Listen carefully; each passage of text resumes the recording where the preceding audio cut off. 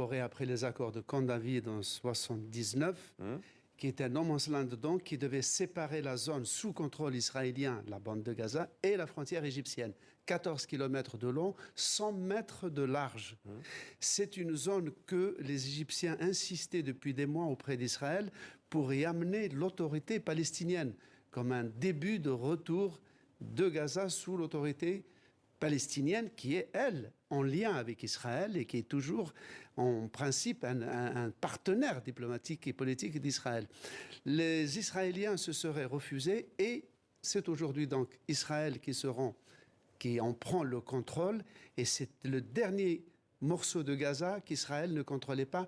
On peut dire que maintenant, il y a un contrôle hermétique par les Israéliens de toutes les frontières terrestres, en plus de l'espace maritime et de l'espace aérien. Alors les autorités égyptiennes protestent et accusent Israël, je cite, de jouer avec le feu. Lundi, nous parlions ici même d'échanges de tirs très rares entre les armées égyptiennes et israéliennes qui avaient coûté la vie à un garde-frontière égyptien. Le traité de paix que vous avez évoqué, signé en 1979 entre l'Égypte, plus grand pays arabe, et Israël, est-il en danger ? Il est rudement mis à l'épreuve depuis le début, depuis le 7 octobre en fait. Pourquoi ? Parce que l'Égypte se présente comme le protecteur. L'Égypte abrite le siège de la Ligue arabe au Caire.